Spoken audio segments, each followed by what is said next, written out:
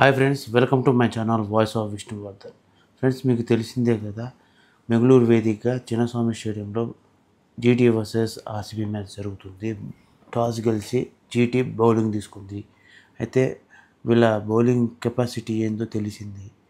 ఓవరాల్గా మనం మాట్లాడుకుంటే స్టాట్స్ గురించి మాట్లాడుకుంటే ఆర్సీబీ ఫస్ట్ 2 ఓవర్స్లోనే విరాట్ కోహ్లీ కోల్పోయింది. తర్వాత రెగ్యులర్ ఇంటర్వల్స్లో వికెట్ కోల్పోయింది.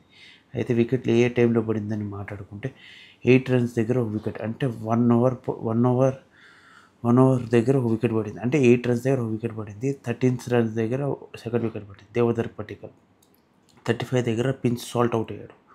తర్వాత 42 దగ్గర రచిత్ పటిదార్ అవుట్ అయ్యాడు. 94 దగ్గర జితేంద్ర శర్మ అవుట్ అయ్యాడు.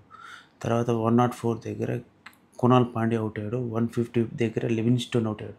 లివింగ్స్టోన్ అవుట్ అయిపోయిన తర్వాత మ్యాచ్ అయిపోయింది అనుకున్నాను, కానీ లివింగ్స్టోన్ అవుట్ అయిన తర్వాత టిమ్ డేవిడ్ చిత్తకొట్టుడు కొట్టాడు. 169 దగ్గర 8th వికెట్ పడాడు టిమ్ డేవిడ్.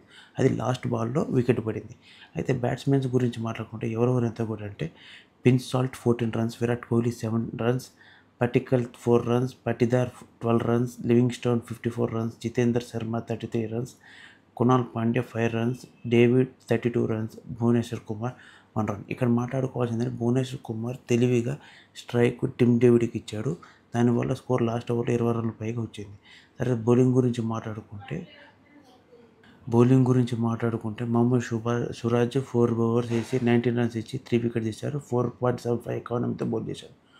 ఖాన్ అనే అతను 2 ఓవర్స్ వేశాడు, 17 రన్స్ ఇచ్చాడు, 1 వికెట్ తీశాడు. 8 ఎకానమీతో బౌల్ చేశాడు. ప్రదీప్ కృష్ణ 4 ఓవర్స్ వేశాడు, 26 రన్స్ ఇచ్చాడు, 1 వికెట్ తీశాడు, 6 ఎకానమీతో బౌల్ చేశాడు. ఇషాంత్ శర్మ 2 ఓవర్స్ వేశాడు, 27 రన్స్ ఇచ్చాడు, 1 వికెట్ తీశాడు, 13.5 ఎకానమీతో బౌల్ చేశాడు. అది సాయి కిషోర్ అనే అతను 4 ఓవర్స్ వేశాడు, 22 రన్స్ ఇచ్చాడు, 2 వికెట్స్ తీశాడు, 5 ఎకానమీతో బౌల్ చేశాడు. రషీద్ ఖాన్ 4 ఓవర్స్ వేశాడు, 54 రన్స్ ఇచ్చాడు, 13.5 ఎకానమీతో బౌల్ చేశాడు. ఇక్కడ రషీద్ ఖాన్ ఎక్స్పెన్సివ్ బౌలర్గా మాట్లాడుకోవాలి. ఇక్కడ మొహమ్మద్ షురాజ్ అయితే ఆర్సీబీ బౌల్ మీద పగబట్టినట్టే బౌలింగ్ చేశాడు. ప్రతి స్పెల్లో వికెట్ తీశాడు. ఎంత భయంకరంగా బౌలింగ్ చేశాడంటే, నాకు తెలిసిన మటుకైతే ఈ బౌలింగ్ చూసిన వాడు ఎవడైనా సరే ఇంటర్నేషనల్ తీసుకుంటాడు. ఆ రేంజ్ బౌలింగ్ వేసి మొత్తం ఆర్సీబీ నడ్డించేశాడు. ఒక స్టేజ్లో 66 ఫర్ 4 ఉంటే ఇంకా 170 అనేది బిగ్ టార్గెట్ అనుకున్నా. కానీ మధ్యలో లివింగ్స్టోను, జితేష్ శర్మ, తర్వాత టిమ్ డేవిడ్ వాళ్ళ ముగ్గురు అటాకింగ్ ప్లేతో మ్యాచ్ను కొంచెం మార్చేశాడు. మరి కునాల్ పాండే అయితే వేస్ట్ బ్యాటింగ్ వచ్చి కూడా వీళ్ళు ఇక్కడ ఏంటంటే ఇంపాక్ట్ ప్లేయర్ తీసుకోకుండా స్కోర్ని బిల్డ్ చేశారు. అది నెక్స్ట్ బౌలింగ్కి ఇంపాక్ట్ అవుతుంది. చూద్దాం ఎవరిని ఇంపాక్ట్ ప్లేయర్గా తీసుకుంటారని. సో ఇప్పుడున్న స్టాట్స్ ప్రకారం చూస్తే ఎడ్జ్ ఆర్సీబీకి 45% ఉంది.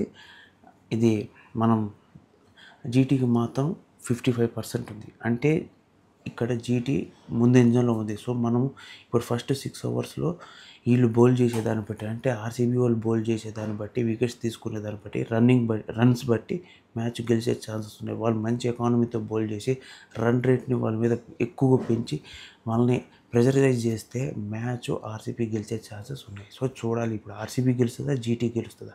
ఇప్పుడు జీటీ బౌలింగ్ బాగుంది కదా, ఇప్పుడు జీటీ బ్యాటింగ్ గురించి మనం నెక్స్ట్ సెషన్లో వాళ్ళు బ్యాటింగ్ చేసిన దాన్ని బట్టి మాట్లాడుకుందాం. సో ఫ్రెండ్స్, మీకు కానీ వీడియో నచ్చితే లైక్ చేసి subscribe to my channel voice of Vishnu. So ఇలాంటి మోర్ కంటెంట్ ఉన్న వీడియోస్ కోసం నా ఛానల్ లైక్ చేసి సబ్స్క్రైబ్తో పాటు బెల్ ఐకాన్ వస్తే ఆల్ ఆప్షన్ ఆన్లో పెట్టుకుంటే దానివల్ల నా ఛానల్ రీచ్ ఎక్కువ అవుతుంది. Thank you for watching. Stay tuned for more videos.